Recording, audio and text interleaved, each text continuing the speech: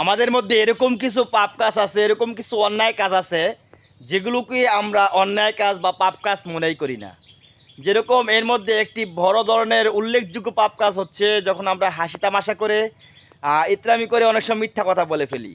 মিথ্যা কথা বলা কিন্তু কবিরা গুনাহ। এই কবিরা গুনাহ কিন্তু আমরা হাসি তামাশা করে মিথ্যা কথা বলে ফেলি। অনেকে দেখা যায় এই মিথ্যা কথা বলার দ্বারা নিজে যে পাপ হইতেছে এটা মনেই করে না। এটা যে একটি বড় কবিরা গুনাহ এটা তার মনের ভিতরে আসতেছেই না। সে মনে করতেছে এটা আর কী হবে, কবিরা গুনাহ হইতেছে বা এটা মনে করতেছে না। এজন্য বলতেছি, আপনি হাসি তামাশা করে বলেন, ইতরামি করে বলেন, আর যাই করে বলেন না কেন, আপনি মিথ্যা কথা বলেছেন তো একটি কবিরা গুনাহ করেছেন। আর একটি কবিরা গুনার জন্য আপনাকে জাহান্নামের আগুনে জ্বলতে হবে। এজন্য আমরা অবশ্যই যখন কথা বলবো তখন আমরা সত্য কথা বলবো। সেটা ইতরামি হোক, সেটা মানে ফাজলামি হোক বা যেটাই হোক না কেন, আমরা কখনো মিথ্যা কথা বলবো না। মিথ্যা কথা দিয়ে আমরা কখনো নিজেকে আমোদ ফুর্তির মধ্যে জড়াবো না। সবসময় সত্য কথা বলবো, সবসময় সত্যের পথে থাকবো এবং সত্যটাকেই সবসময় গ্রহণ করে নিব। আরেকটি আমরা সচরাচর যে পাপটা করে থাকি সেটা হচ্ছে গীবতের পাপ। যখন আমরা একটা নামাজি ব্যক্তি, শয়তান মানুষদেরকে কীরকমভাবে ধোঁকা দেয় দেখুন। যখন একটা নামাজি ব্যক্তি নামাজ পড়তে যায়, শয়তান বলে একটু পরে পড়বি না, সময় তো আছেই।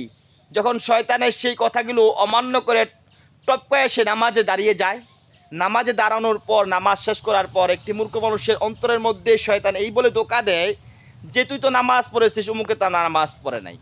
তখন নামাজ শেষ করেই আমরা কি করে ফেলি, একটা মানুষের গীবত করতে থাকি, সমালোচনা করতে থাকি। এতে করে আমাদের কি হয়, অন্যের যে পাপটা, সে নামাজ না পড়ে যে অন্যায়টা করেছে, সে পাপটা করেছে, সেই পাপটা কিন্তু আপনার ঘাড়ে সে জন্মাবে।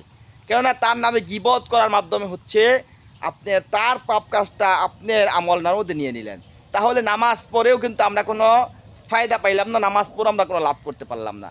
এরকমভাবে রোজা রেখে যদি আমরা সেই অন্যায় কাজটা করি তাহলে রোজা রাখার কোনো মানে হলো না। রোজা রাখলাম, সারাদিন উপবাস থাকলাম, কিন্তু গীবত করার মাধ্যমে আমরা কিন্তু রোজার কোনো সওয়াব পাবো না।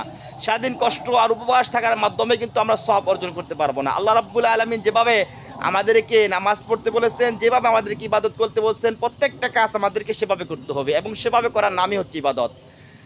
৩ নম্বর আরেকটা গুনাহ, যে গুনাহটা আমরা সচরাচর করে থাকি কিন্তু সেটাকে আমরা কোনো গুনাহই মনে করি না, সেই কাজটা কিন্তু আমরা অনেকেই করে থাকি।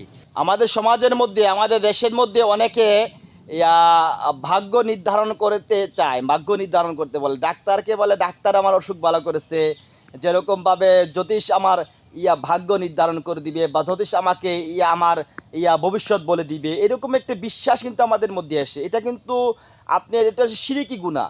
এই শিরিকি গুনাহ সম্পর্কে আল্লাহ রাব্বুল আলামিন বলেছেন, তুমি শিরিক মুক্ত ইবাদত করো, শিরিক যুক্ত যদি ইবাদত করো তাহলে তোমার ইবাদত আল্লাহ রাব্বুল আলামিন দরবার পর্যন্ত পৌঁছাবে না।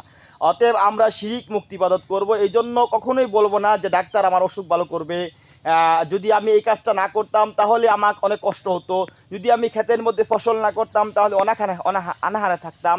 এটা আমরা বলা যাবে না। আল্লাহর রহমতে ক্ষেতের মধ্যে ফসল হয়েছে, এই জন্য আল্লাহর রহমতে আমার রিজু রোজগারের একটা ব্যবস্থা হয়েছে। আল্লাহর নামটা সবসময় আমরা সর্বাগ্যে রাখবো, সর্বোচ্চ রাখবো। কখনোই আপনি কিছু করতেছেন বিষয়টা এরকম মনে করবেন না। সব কিছুই আল্লাহ রাব্বুল আলামিন হুকুমেই আমি করতেছি, সব কিছু আল্লাহ রাব্বুল আলামিনের ইশারায় আমরা করতেছি। এই সকল পাপ কাজ থেকে আমরা সবসময় বিরত থাকবো। আল্লাহ রাব্বুল আলামিন আমাদেরকে রিয়া মুক্ত ইবাদত করার তৌফিক দান করুক, অহংকার মুক্ত জীবনযাপন করার তৌফিক দান করুক, মিথ্যা মুক্ত একটি জীবনযাপন করার তৌফিক দান করুক। আল্লাহ রাব্বুল আলামিন আমাদেরকে সমস্ত পাপাচারী থেকে, সমস্ত জুলুম থেকে, সমস্ত অন্যায় থেকে নিজেকে সচেতন থাকার তৌফিক দান করুক এবং অন্যকে সচেতন রাখার তৌফিক দান করুক। সৎ কাজের আদেশ এবং অসৎ কাজ থেকে মানুষদেরকে বারণ করার তৌফিক দান করুক। আল্লাহ রাব্বুল আলামিনের ইবাদতগুলো আমরা কোরআন এবং হাদিসের অনুযায়ী করার তৌফিক দান করুক। আল্লাহ রাব্বুল আলামিন আমাদেরকে জীবনে পর জীবনে শান্তি এবং